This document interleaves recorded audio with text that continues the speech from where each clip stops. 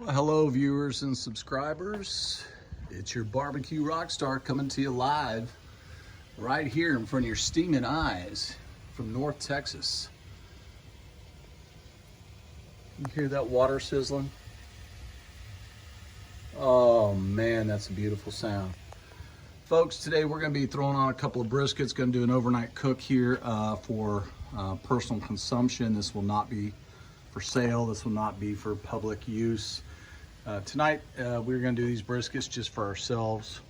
And tonight, folks, I wanted to I was watching a buddy of mine, another YouTuber, Grumpus on Fire, earlier in the week, and he had a really good informative video on how to get your smoker prepped and ready. And I thought, you know, I'm going to do one too.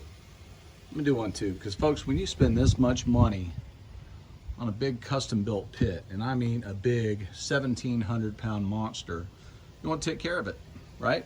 So Chris and Amber over at Lone Star Grills recommend that every time you use it, you clean it before you use it and after. So as you can see, you got some gramines here left on from last cook.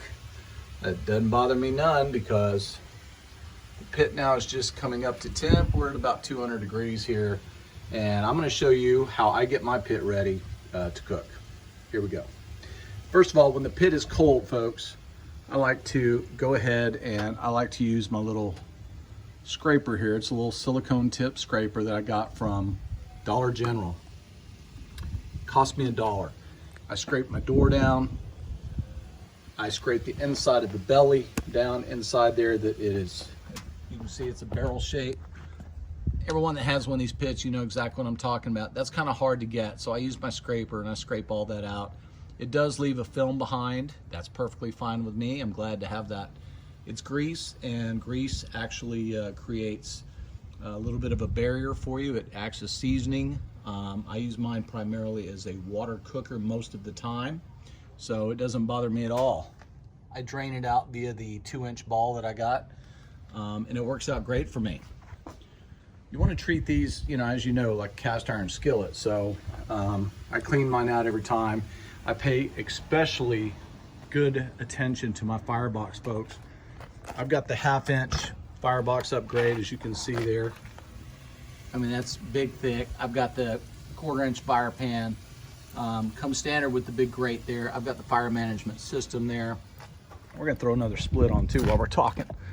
And so it's always a drag, really, my opinion, when you know you're gonna be out there cooking, but you know you've got to go through the rigmarole of, I like to leave mine open when I'm starting a new split about that far. The rigmarole of getting your pit clean and ready for the next cook. So I've got a little tip and technique for you here that I hope works for you. I like shortcuts whenever I can get them, and if it works, then all the better. So you've scraped down your doors, you scraped down the inside the belly, you have gone ahead and you have scraped down your tuning plates there. Of course, that's residual, that's just ash that has flown in there, but you can see down in there, I've got water down in the pit, folks, you can see that. And there's just a little tiny little bit of grease there at the bottom, which is fine. It doesn't hurt anything. I've already scooped shovel loads of yucky stuff out of there. But you get everything as clean as you can. You get and you spray it down with oil. So, for example, my doors, I don't do my grates because I cook on the grates, and they're gonna have plenty of oil anyway. If they start getting a little musty looking, of course, I will hit them with some spray. But typically, I use every square inch. That's why I got all these grates. I took the middle one out because this is actually where I'm gonna be cooking tonight. I'm gonna put 2 briskets up there, and that's all I'm gonna use.